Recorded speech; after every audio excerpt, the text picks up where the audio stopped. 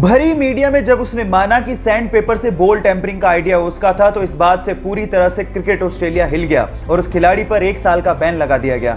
उस 1 साल में उसकी बहुत बदनामी हुई और उसे लगने लगा कि क्या वो कभी टेस्ट क्रिकेट खेल भी पाएगा, लेकिन क्रिकेट के लिए उसने अपने पैशन को कम नहीं होने दिया। फाइनली 2019 में इंग्लैंड के खिलाफ उसे एशेज खेलने का मौका मिला, लेकिन जैसे ही वो बैटिंग के लिए उतरा, वहां के लोगों ने उसे सैंड पेपर दिखाकर चीटर कहना शुरू कर दिया और रोते हुए मुखौटे लगाकर उसे चिढ़ाना शुरू कर दिया। लेकिन उसने आलोचकों को जवाब अपनी बैटिंग से दिया। उसने दोनों इनिंग्स में शतक ठोके और साथ ही साथ पूरी एशेज में 774 रन बनाकर यह साबित कर दिया कि चैंपियन गिरते जरूर हैं लेकिन डरते नहीं।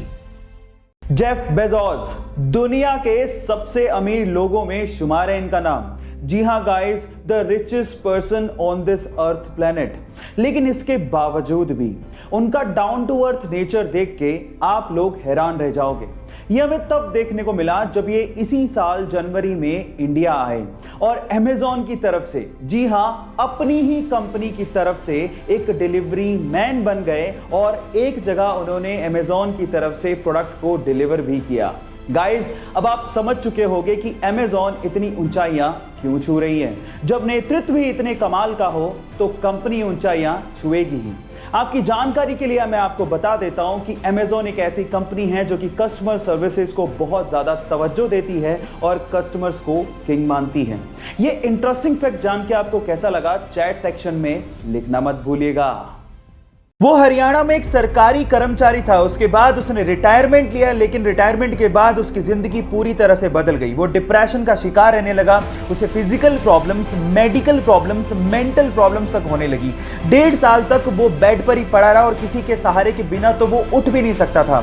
लेकिन उसके बाद उसने अपने दिमाग को समझाया, अपनी विल पावर को जगाया और आज वो बंदा 60 की उम्र में एक सीनियर एज रैंप मॉडल और एक एक्टर है। Yes guys, I am talking about Dinesh Mohan. Guys, यहां सीखने लायक बात यह है कि अगर आप कुछ भी जिंदगी में नया करना चाहते हो तो age is just a number. उम्र की रखिया, स्पिरिट होनी चाहिए। गाइज, आप लोगों ने मिल्खा सिंह जी की लाइफ के ऊपर बनी भाग मिल्खा भाग मूवी के बारे में जरूर सुना होगा।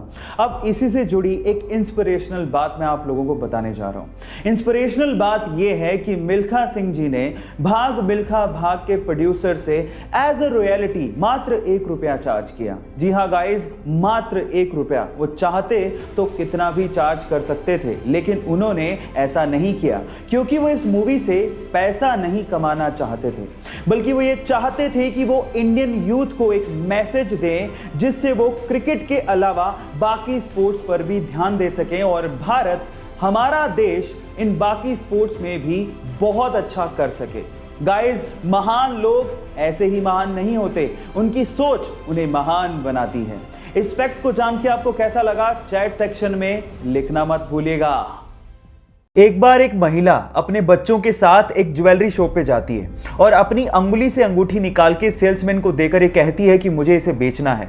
तो सेल्समैन अंगूठी देखने के बाद उस महिला से पूछता है कि आप इसे क्यों बेचना चाहते हैं। तो महिला जवाब देती है कि इस वक्त मुझे पैसों की सख्त जरूरत है और अंगूठी बेचने के अलावा मेरे पास कोई चारा ही नहीं है। यह सुनकर सेल्समैन का दिल भर जाता है और उसके बाद जितने पैसों की जरूरत उस महिला को थी, वो सेल्समैन उसे वो पैसे देता है, लेकिन आंखों से आंसू तब आ जाते हैं जब वो सेल्समैन उस रिंग को भी उस महिला को लौटा देता है।